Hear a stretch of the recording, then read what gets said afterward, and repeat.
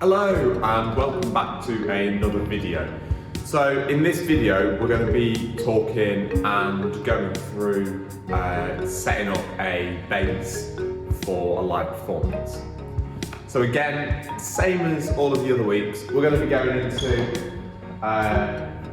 looking at mixing through the mixing desk for a bass guitar. We're going to be looking at using the actual bass guitar and using the amp and how we're going to get that sound from the amp into the X32 here and then back out to the speakers of the monitor. So first off, I'm going to need to set up the monitors. Again, if you're new here and you've not seen any of the other videos, go and check out that video. It'll just be up in the corner. And then we can get on with the video after that. Let's go.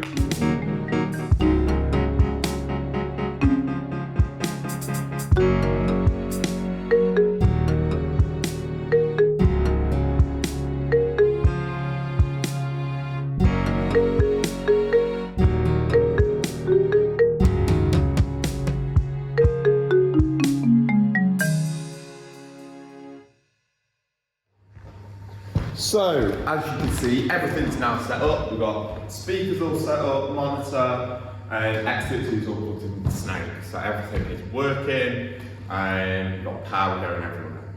Now what we've got to do is we've got to try and set up the bass amp so that we can get our bassist in to come and give us some tunes so I can show you then how to mix it.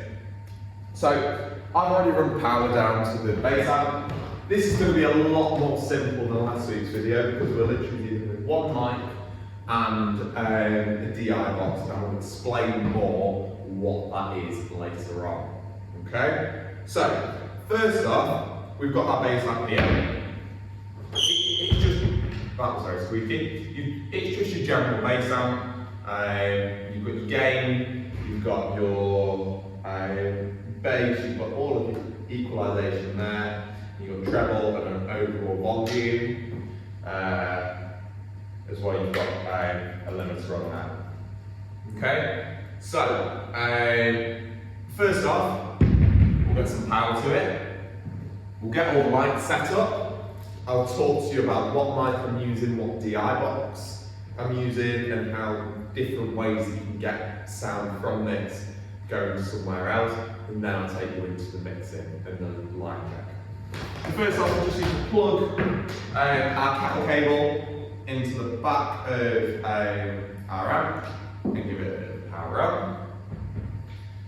When the power's on, there's some little lights that come on. There's a green one and a red one. I don't know if you're going to be able to see those. So, we've got power. Now we're going to mic the amp up. So, for this, I'm using a Sennhiser E602. So this microphone is it's a cardioid microphone, and it's got a cardioid pole pattern, so it only picks up from in front of it. It's got a really high SPL, so it's really good for a bass amp. You could always also use it for a kick drum, and it's also got a boost in the low end.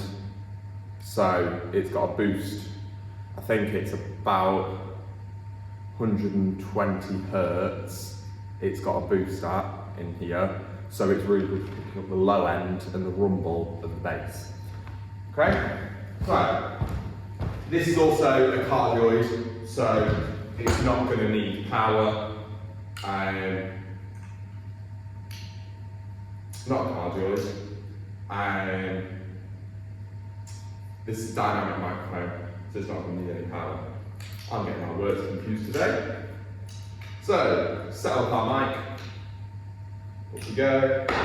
Got our mic stand. With this mic, it doesn't need a clip because it's just got a screw on here. So we can just screw it straight into the stand. So that can just get screwed in. Tightened up. We don't need to stand at the full height. Now, when you're micing up a bass amp or a guitar amp, we'll come to that next week, you want to try and keep the stand out of the way as much as possible. Okay, so if you can have it all the way at the side, pretty much touching, okay, that's the best. And then you can just extend the arm forward.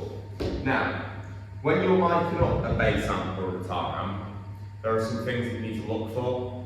So, you want to try, in the bass amp, there is a massive speaker, okay? Massive speaker in the front here. In the middle of that is where we want to try and get our microphone. If you can't see the grill, because it's like cloth or it's a bit dark, get your phone torch and shine it straight through, and you'll be able to see where the middle is. Then you'll be able to position your mic exactly where you want it to be. So that is in the dead center there. Well, it was.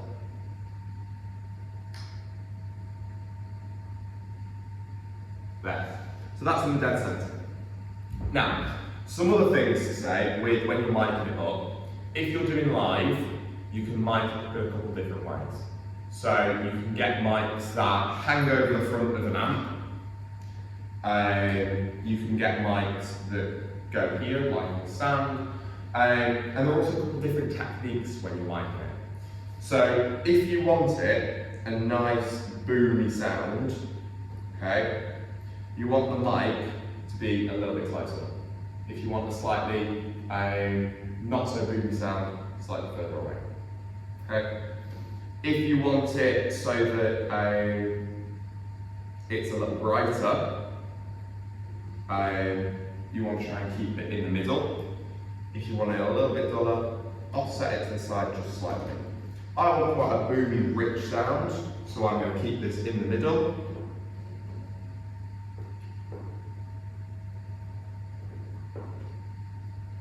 There. So, that's our mic on. Okay? Now, I'm going to talk about DI boxes now. And there are a couple different ways that you can use DI boxes. Yeah? So, you can use it where, so a DI box stands for direct input. You'll use them for stuff like basses, guitars, acoustic guitars, pianos, things like that, when you don't want an amp, you don't want any noise on stage. You might have like an amp simulator on the mixing desk. You might have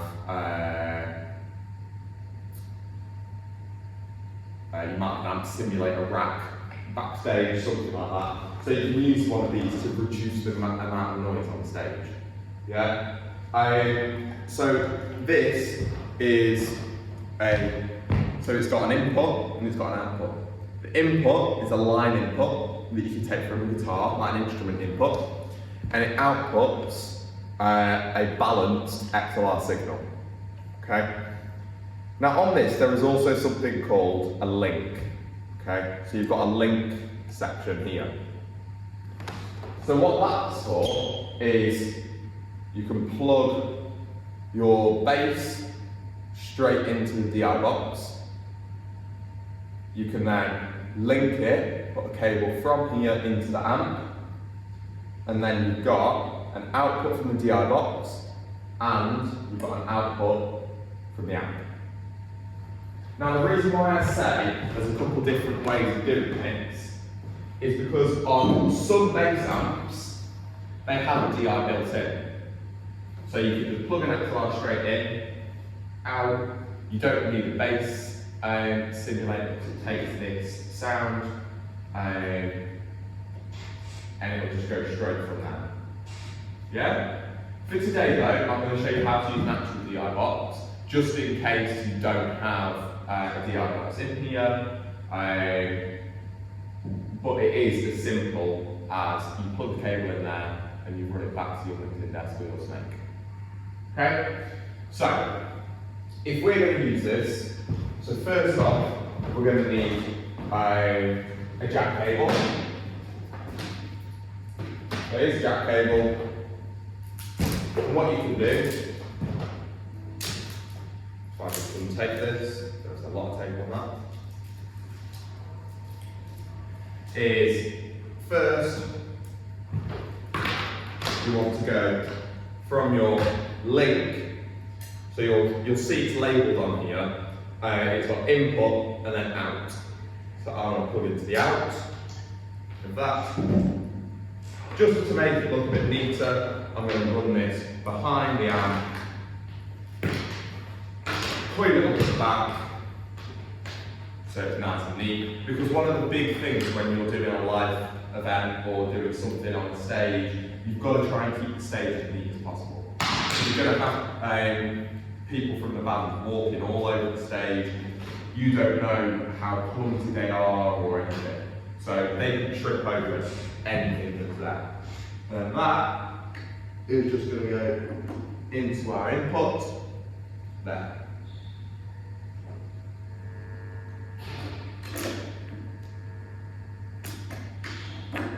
So on this one you've got two inputs.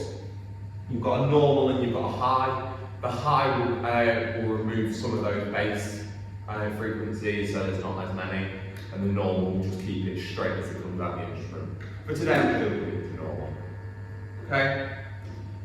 Then, now we've done that, we can take another jack cable, and this will be the one that goes from our DI box into our bass.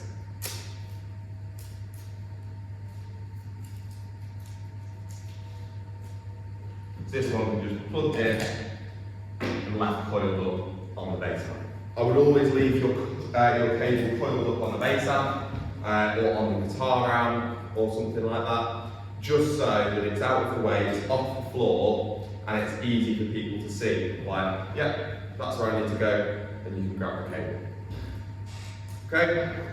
Now, done that, so we can plug everything into our sync. So first off, we need to get our XLR cables out. Put that on the tape pile.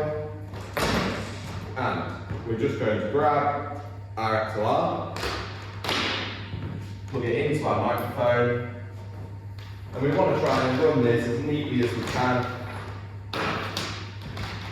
So I'm going to run this under the leg and along the back of what would be our stage. And I'm going to run around the corner into input 1. Now input 1 on my mixing desk is the bass mic, and input 2 is the bass DI. So you can plug them in whichever way around you've got them labelled. You can label them one way, you can label them another. It's personal preference for labelling on the mixing desk. And obviously we covered that in the last video. Not in the last video, in the first video, about how to set up the screw strips, stuff like that. And again, now that's plugged in, you can just run that behind. This one's a slightly shorter XLR, so I might need to get another one. Try and keep your cables together as much as you can.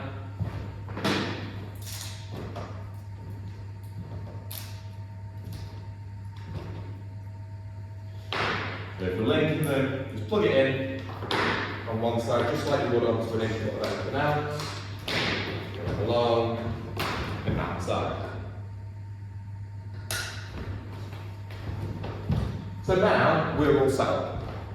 Yeah? We've got our bass amp set up with the mic and the DI box. So we're going to have signal. So the signal flow of this setup today will be bass amp into the DI box. DI box will then through into the bass amp, and then it will output from the DI box and the bass amp into our snake, through to our mixing desk, and back out to all of our speakers and our monitor. Okay? So, we're all set up. Time to go and get our bassist, so he can come and give us some tunes, so that then we can mix along to that. Right, and welcome back. So now we've got our bassist, Maka. Hello. So he's going to give us some bass so that we can start mixing, doing a quick line check, everything like that. So he's got his bass, he's all plugged in, we've got sound coming through. to get your sound coming through your bass amp, it is literally as simple as look for the gain or the volume, turn that up, look for the volume over the other side, turn that up. If those two are set, you should get sound out, and that's everything. So, let's head over to the mixing desk, we'll do a quick line check, and then we'll get on with the sound check. Can you give me anything? So here I'm just adjusting the gain, making sure that the channel's at the correct volume. Then there I am bringing it through the PA. Just making sure it all sounds really nice. Then I'm going over to the next channel, doing the same thing, adjusting the gain, just watching the level at the side, trying to make it so that the bass is just hitting the orange, then bringing that through the PA as well.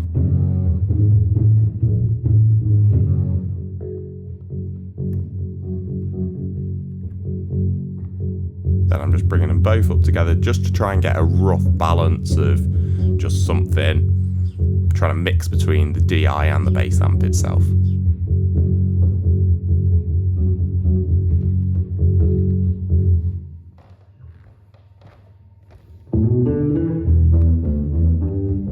So here I'm just trying to put some of the bass through the monitors. So I've hit select, hit sends on faders, and that's just going to bring it nicely through the monitor for Macca.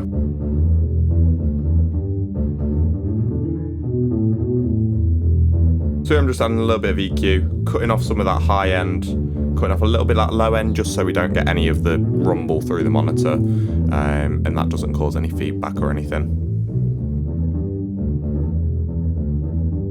I'm just taking out a couple frequencies that I think it could cause some trouble, just because we don't want any feedback coming in. That is one of the biggest things when you're doing live sound, making sure that you don't have feedback coming through.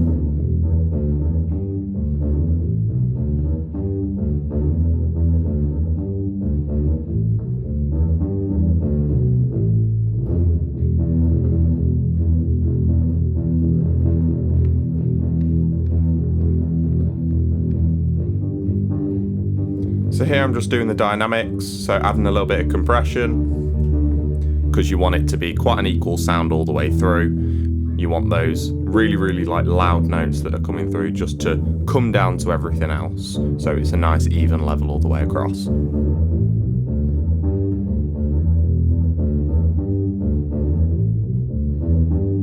So here again I'm sorting out the EQ, taking off some of that low end, taking off a little bit of that high end.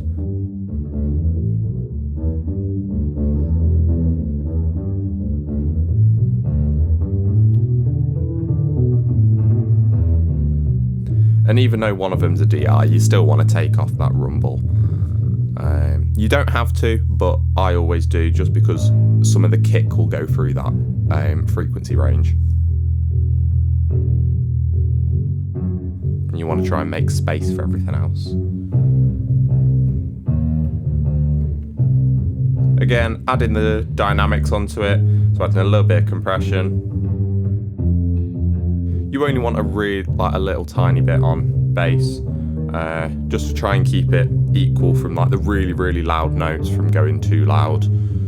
So just trying to keep it nice and equal, because you still want the dynamic range in there, you just don't want two really loud notes. So here I'm just adjusting some more settings like the attack and the release on the compressor that we've got.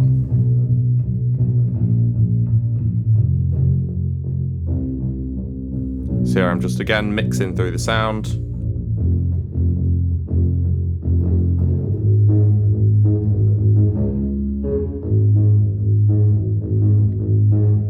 So I'm just adjusting the channel strip here. Make sure everything says what I want it to say. And I believe I'm doing this for one of the monitors.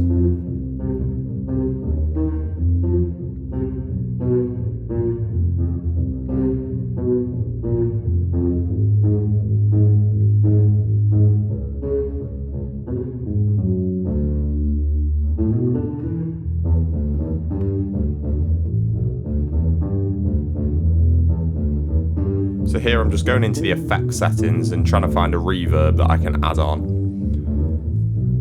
So you go through the effects menu, you search for one, you've got all of your effects on as standard, but you can adjust what channels they're on, if they're on a bus, if they're just on the actual channels themselves. So I'm adding a reverb on here.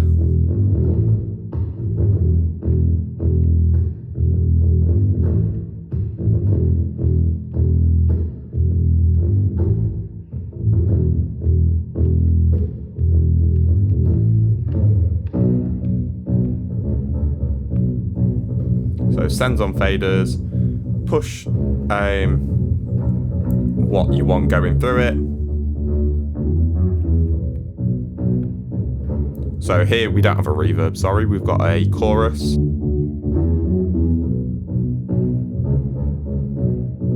So again, just adjusted some of the settings.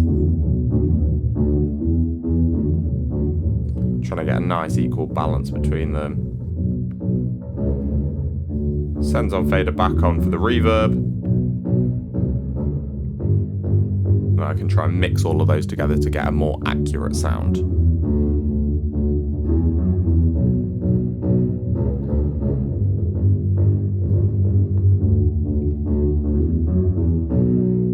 And there we go. Right, so that is this video done. So we've looked at bass guitar today, we've looked at miking and using the DI box. We will be coming back to using those DI boxes more and more, especially when we get into doing guitars, playback and keyboards. So we've looked at setting everything up, we've looked at how to mix it on the mixing desk and use things like choruses, reverbs, things like that. So that is it for this video. So next week there'll be another video coming out. That will be on guitar.